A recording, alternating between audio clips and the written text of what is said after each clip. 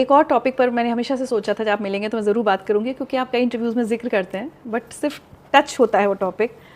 मैं एक ओशो फॉलोअर हूँ, ओशो सन्यासी हूँ इनफैक्ट मैं। अच्छा। हाँ, मैंने ओशो सन्यास लिया हुआ है, मेरी माँ भी। ओशो का आपने जिक्र किया, तो वो आपकी ज़िंदगी में कब और कैसे आए? तब मैं ग्रेजुएशन फर्स्ट ईयर में था, 17 साल का था, और ये बात है 1990 की। 1990 में ही ओशो की मृत्यु हुई थी। मृत्यु शब्द आपको छू तो नहीं रहा, क्या बोलते हैं? मैं आप लोग उसमें हाँ, ओशो ने शरीर छोड़ा था। शरीर छोड़ा है ना।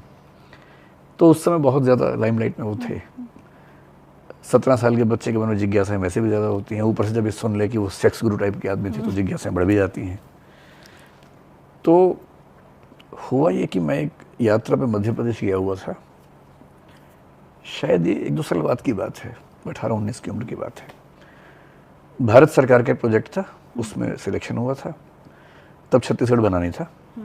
तो मध्य प्रदेश में बहुत सारी जनजातियों के इलाकों में जो पानी की सप्लाई हो रही थी, राजीव गांधी पेयजल मिशन था, उसको ऑडिट करना था कि वो सच में हुआ है कि नहीं हुआ है।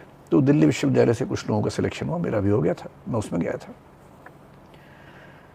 तो वहाँ मैं 1 महीना रहा मध्य प्रदेश में, जो आजकल छत्तीसगढ़ है।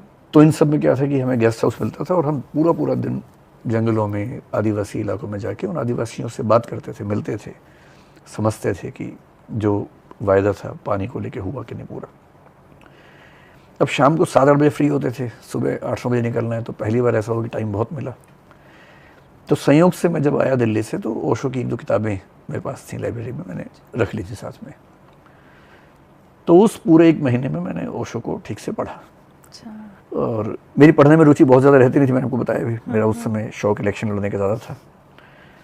पर मुझे पहली बार जो किताबें पढ़ के लगा कि पढ़ना एक खूबसूरत चीज़ है, वो ओशो की ही किताबों से लगा।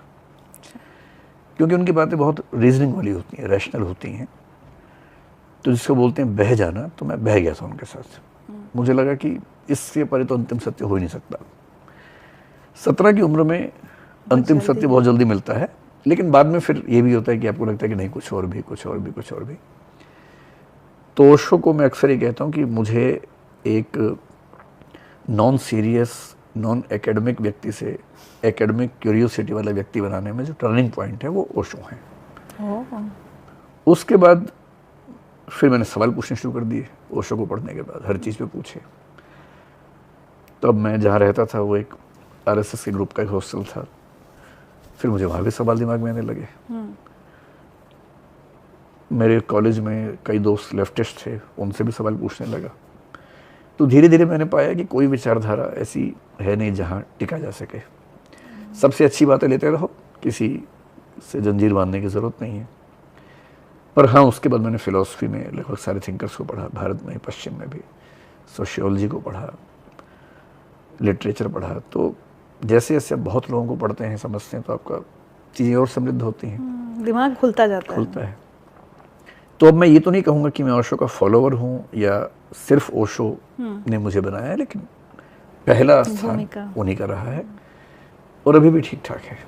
और उनके कई थॉट्स मुझे प्रभावित करते हैं आज भी। मेडिटेशंस नहीं किए?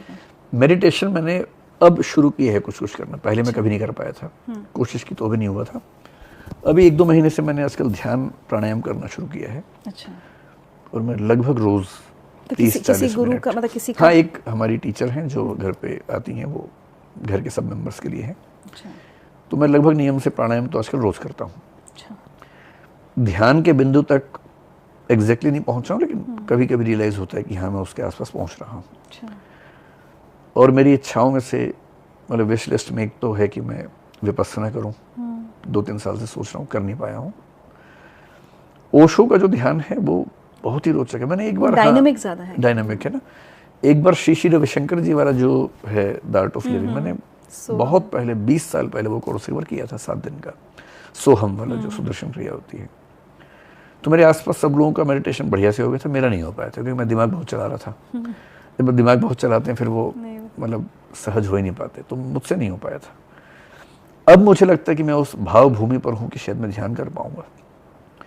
तो ओशो का डायनामिक मेडिटेशन जो है, मुझे लगता है कि जैसे रविशंकर जी का है, तो वो बहुत इजी है किसी नए आदमी के लिए, क्योंकि म्यूजिक के रिदम पे हो जाता है। सारा खेल इस बात का है कि आपका पूरा ध्यान एक बिंदु पर केंद्रित हो जाए। अब किसी को ये कहना कि इस चीज़ को देखो तो वो बहुत आसान नहीं होता है। रिदम पे फोकस करना आसान है, तो सोहम के साउंड की स्पीड और आवृत्ति बढ़ने से ध्यान लगाना। आपने देखा है सोहम वाला कैसे एक बार होता किया है है ना? इनफैक्ट मैंने।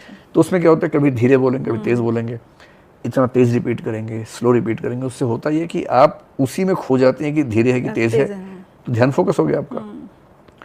ओशो का तो मुझे लगता है कि ज़्यादा प्रैक्टिकल है, हालांकि मैंने किया नहीं। ओशो का मिलता है, लगता है बहुत साइंटिफिक है। बहुत साइंटिफिक है, क्योंकि डायनामिक मेडिटेशन मैंने पढ़ा है उसके बारे में। उसमें जो रेचन होता है ना सुबह पूरा निकाल दो, अब जो उसका सेकंड पार्ट शायद वो होता है मेरे ख्याल से। भयानक होता है वो। क्योंकि बहुत तेज़ सांस लेने से क्या होता है कि एक तो दिमाग बैठने लगता है, जो कैथारसिस या विरेचन या रेचन कहेंगे, उसमें मेरे ख्याल से चिल्लाने वाला होता है कि चीखो चिल्लाओ। कुशन्स रहते हैं वहाँ पे कि आपको कुशन को किसी पे गुस्सा है तो फाड़ दीजिए। एक फिल्म आई थी, अच्छा, वाइल्ड वेस्ट की, लाइफ इन मेट्रो, उसमें इरफान खान जो नायिका है फिल्म की, उसको एक टंकी की छत पे ले जाते हैं और बोलते हैं बहुत ज़ोर से चिल्लाओ, और चिल्लाने से उसको जो कैथारसिस की फीलिंग आती है। तो मेरे ख्याल से ऐसी फीलिंग्स वहाँ आती होंगी। तो डायनामिक मेडिटेशन हो या उनका कुंडलिनी वाला हो, मैंने उनको पूरा प्रोसेस पढ़ा है। कुंडलिनी का ये शाम का टाइम होता है, टाइमिंग्स भी हैं सब। अच्छा, कि डायनामिक आपको सुबह 5 से 6-7 बजे तक करना है मैक्सिमम।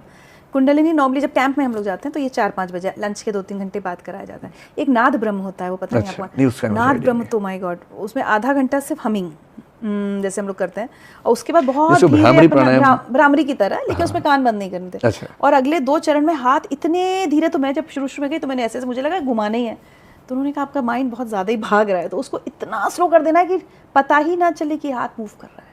मतलब हाउ स्टेबल, कितना आप स्टिल हो सकते हो, उसकी एक प्रैक्टिस है। पर जो आपने विपश्यना का जिक्र किया ना, वो एक मुझे बात बहुत अच्छी लगती थी कि ओशो कहते थे विपश्यना उस समय शुरू हो चुका होगा, बोले विपश्यना तो सबको शांत कर दिया, अब अंदर तो भरा हुआ है गुस्सा, नफरत किसी के प्रति या दुख, वो बिल्कुल जैसे सोडा बॉटल पे आपने कॉर्क लगा दिया तो वो बुलबुले तो अंदर रह गए।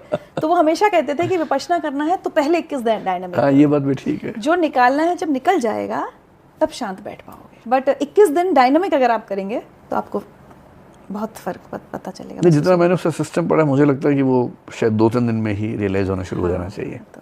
हाँ, मेरी मतलब आगे की योजनाओं में मेडिटेशन में सिद्धहस्त होना भी है।